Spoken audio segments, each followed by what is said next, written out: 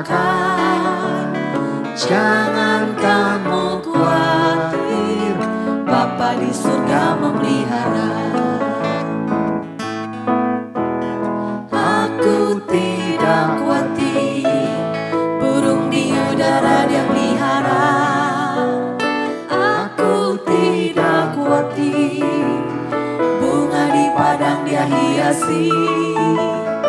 Aku tidak khawatir, apa yang ku makan minum pakai. Aku tidak khawatir, Bapa di surga peliharaku. Bapa di surga peliharaku.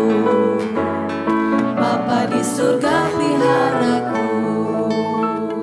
Haleluya.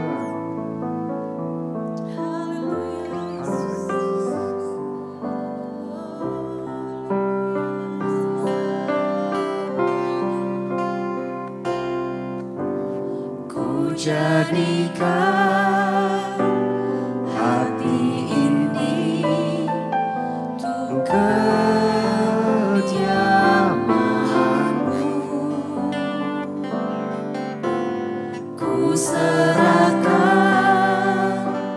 hidup ini untuk-Mu, Allahku.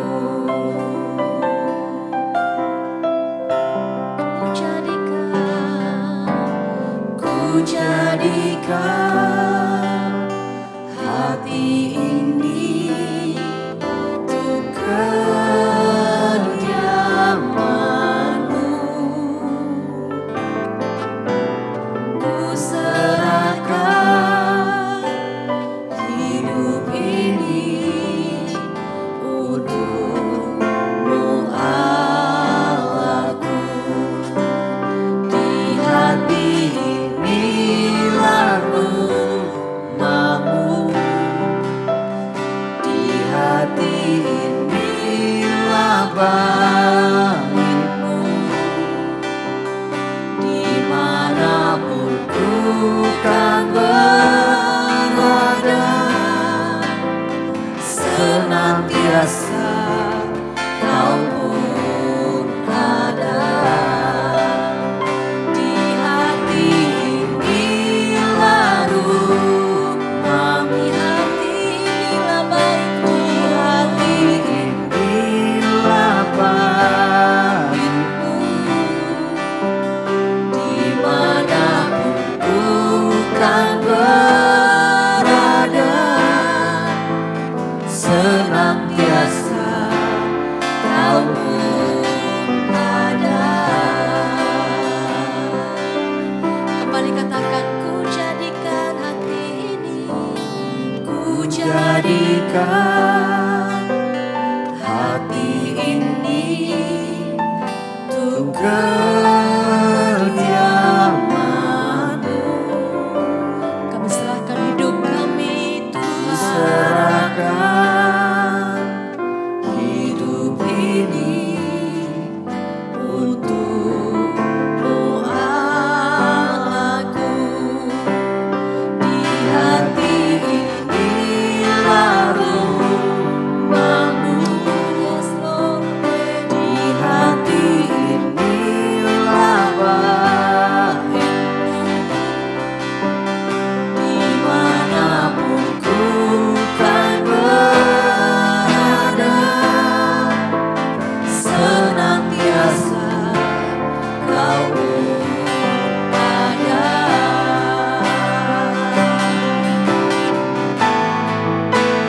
Di hati inilah rumah-Mu, inilah bait-Mu. Di hati inilah bait-Mu. Dimanapun ku kan berada, senantiasa Kau pun ada. Senantiasa Kau pun ada. Senantiasa Kau pun ada.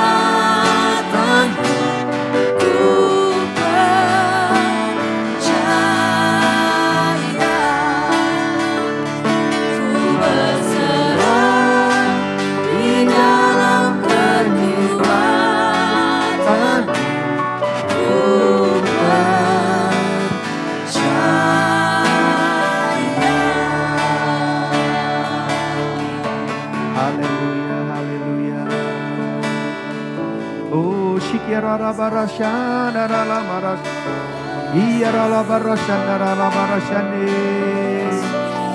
percaya akan janji-Mu Tuhan. Haleluya, haleluya. Terima kasih Roh Kudus buat urapan yang baru, buat hikmat yang baru Kau curahkan bagi kami.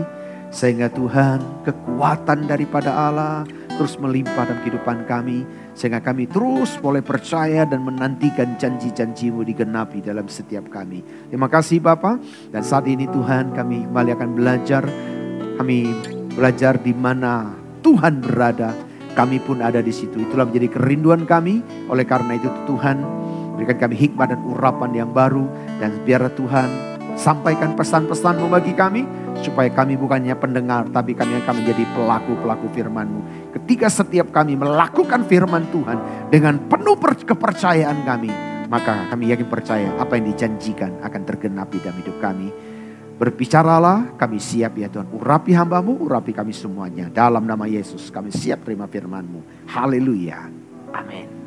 Puji Tuhan. Shalom saudara yang saya kasihi. Kembali hari ini menjelang kita akan merayakan kenaikan Tuhan Yesus ke sorga selama 40 hari.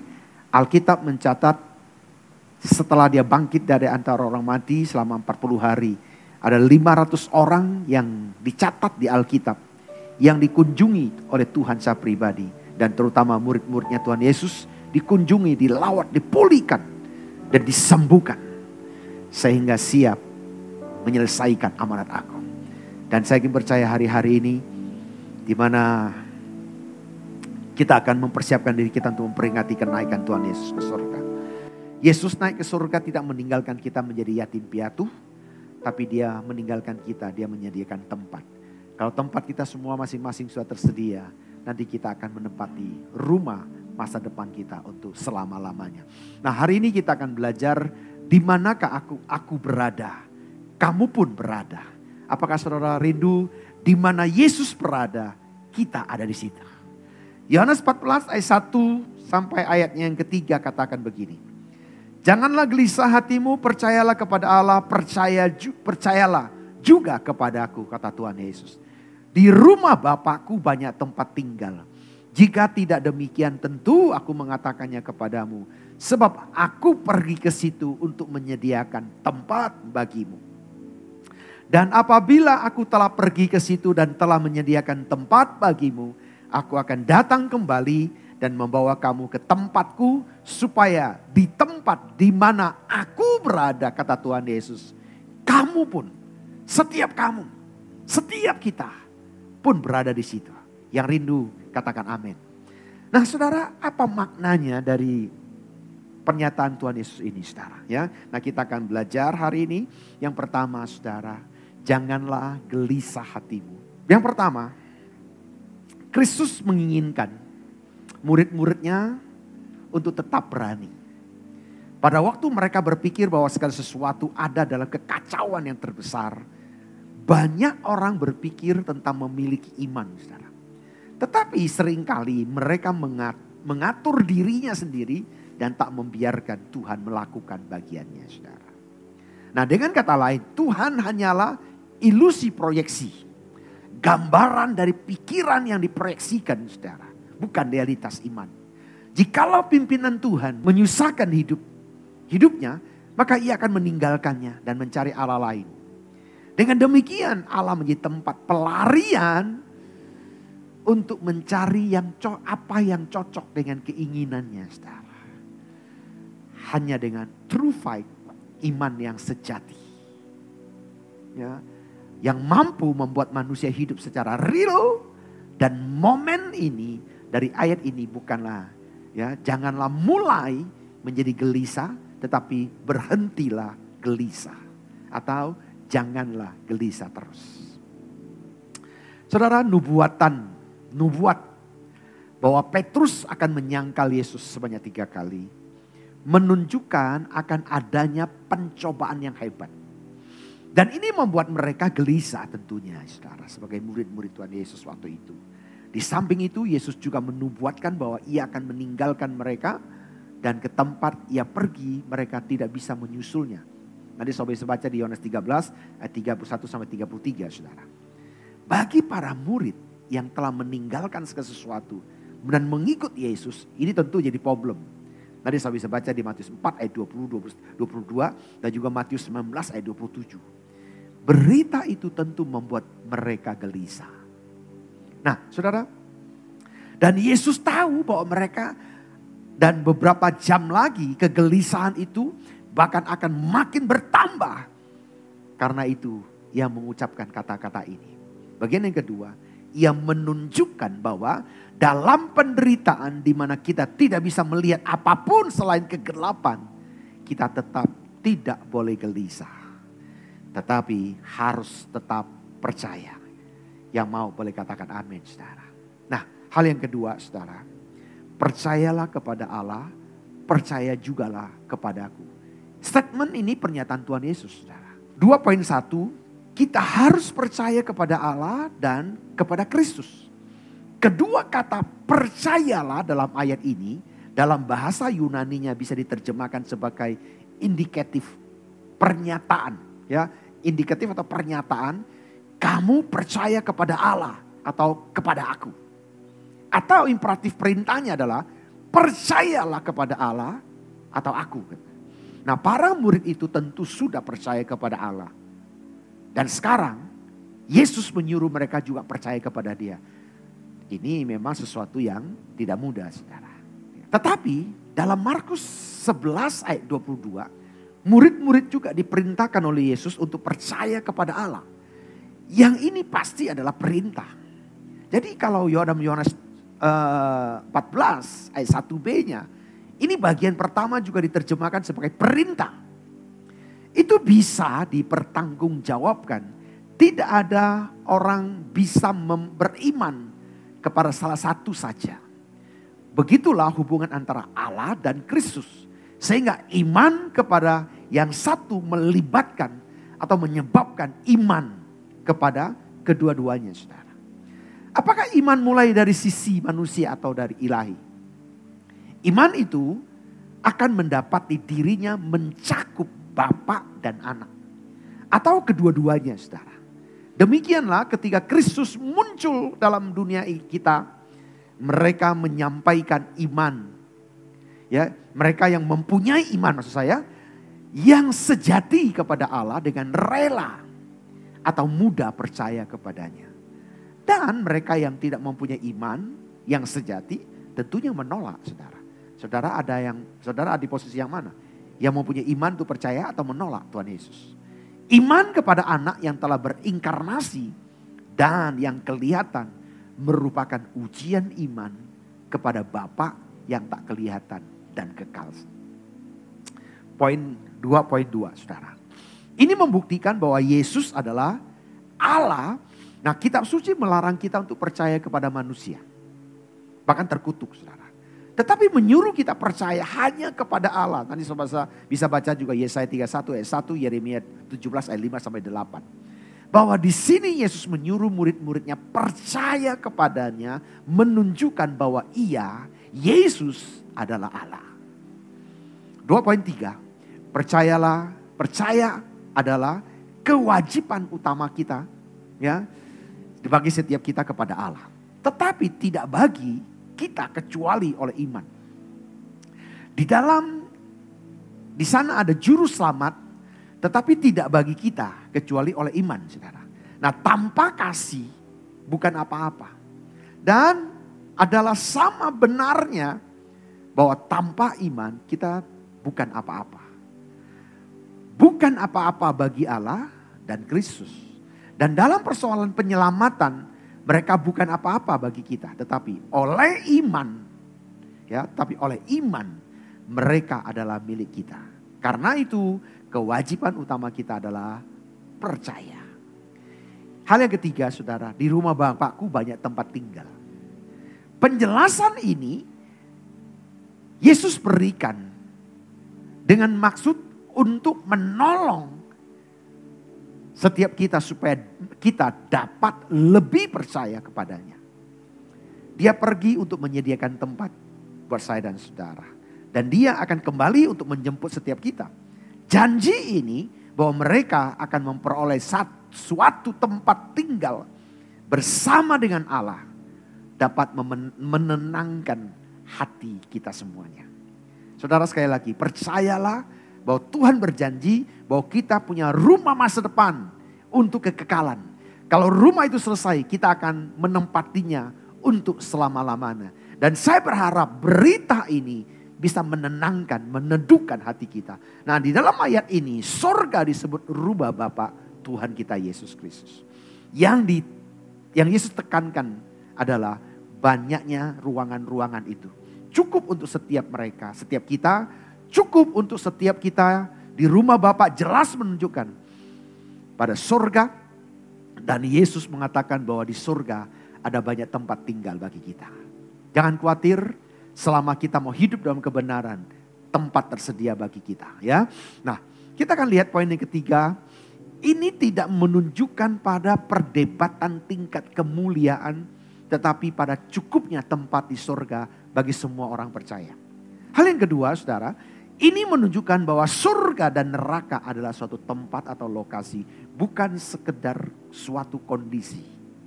Surga adalah suatu tempat tertentu. Yesus ada di sana dalam tubuhnya yang telah dimuliakan.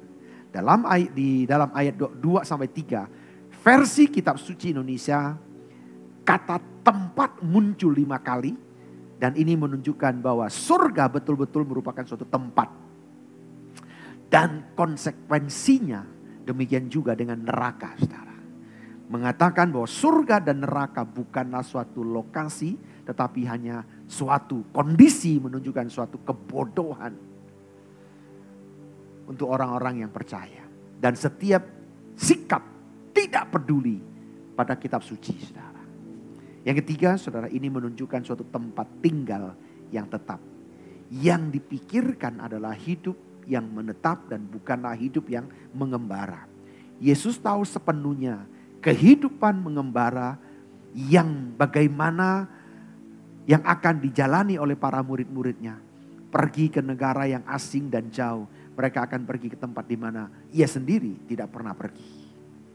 Makin mereka memahami pekerjaan kemana mereka dipanggil. Makin mereka merasa bahwa mereka harus pergi dari satu tempat ke tempat lain, memberitakan Injil keselamatan Allah sementara mereka masih hidup.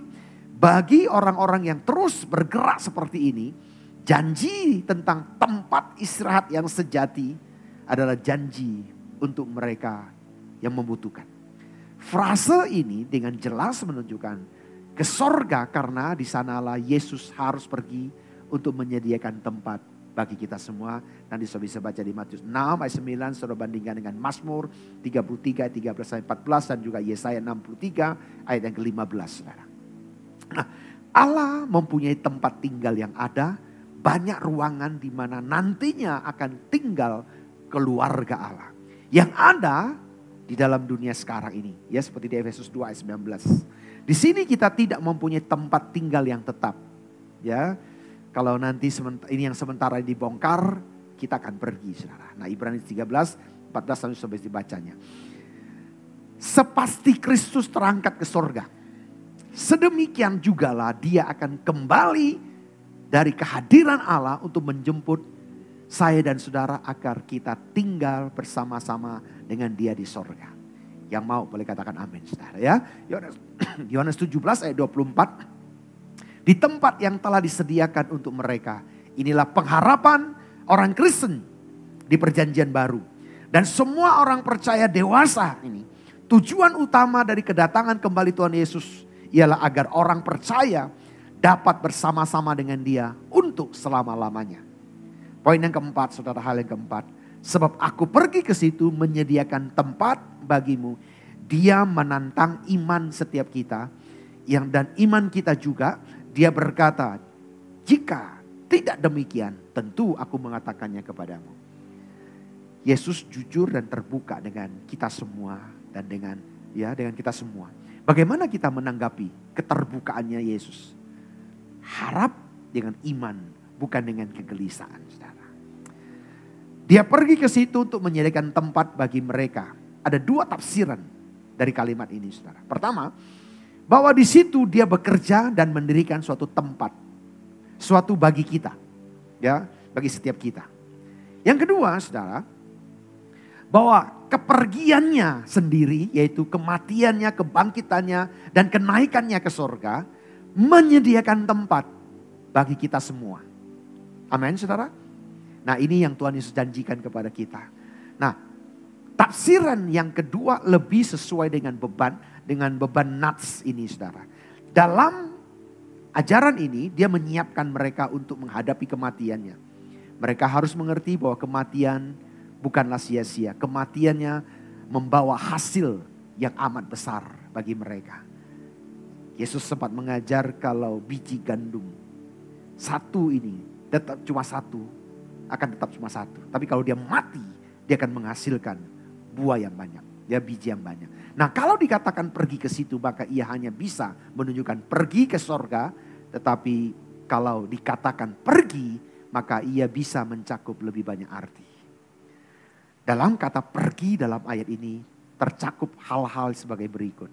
Yaitu mati di salib untuk dosa-dosa kita. Bangkit dari antara orang mati. Naik ke sorga. Duduk di sebelah kanan Allah Bapa. Dan menjadi pengantara. Atau pembela. Advokat. Gitu ya. Dan juru selamat kita untuk ke sorga. Jadi oleh karena itu saudara, kalau nanti kita akan merayakan kenaikan Tuhan Yesus ke sorga. Jangan gelisah kata Tuhan, apapun yang kau hadapi.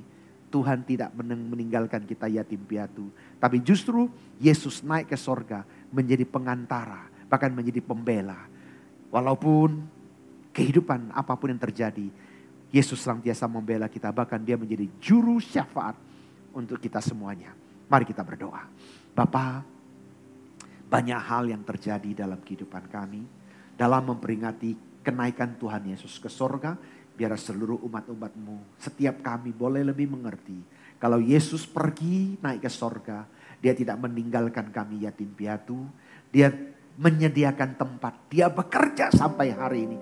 Dia menjadi pengantara, dia menjadi juru syafaat untuk setiap kami. Dan tiba waktunya nanti kami masing-masing akan datang menghadap dia. Dan rumah, tempat yang sudah disediakan itu untuk kami tinggal selama-lamanya. Oleh karena itu, di mana Yesus berada, kami pun ada di situ. Oleh karena itu Tuhan, jamah setiap hati kami yang gelisah, yang kecewa, yang takut Tuhan. Bahkan yang bertanya-tanya, apakah Tuhan masih ada? Biarlah hari ini melalui pelajaran firman Tuhan hari ini, kami boleh semakin mengerti bahwa Yesus ada di sorga. Dan dia sedang menyediakan tempat. Dan sekarang ada kuasa Roh Kudus yang menyertai setiap kami. Sehingga kami tidak pernah sendirian. Ada Roh Kudus, ada Roh Allah menyertai setiap langkah hidup kami, memulihkan, menyehatkan, bahkan memberkati setiap kami. Di dalam nama Yesus kami sudah berdoa. Haleluya. Amin. Sekalipun aku dalam lembah gelap, ku tak takut, sebab Kau besertaku. Sekalipun badai topan datang menerpa, ku tak gentar, sebab Kau di sisiku. Aku percaya berkat-Mu atasku melimpah. Kebajikan, kemurahan selalu mengikutiku. Ku puji, ku sembah Kau Tuhan. Aku percaya berkat-Mu atasku melimpah. Kebajikan, kemurahan selalu mengikutiku. Ku puji, ku sembah Kau Tuhan. Selamat merayakan kenaikan Tuhan Yesus ke surga. Dan jangan lupa tanggal 26 hari Kamis, di tempat masing-masing, di cabang ranting masing-masing ada ibadah. Tuhan Yesus memberkati.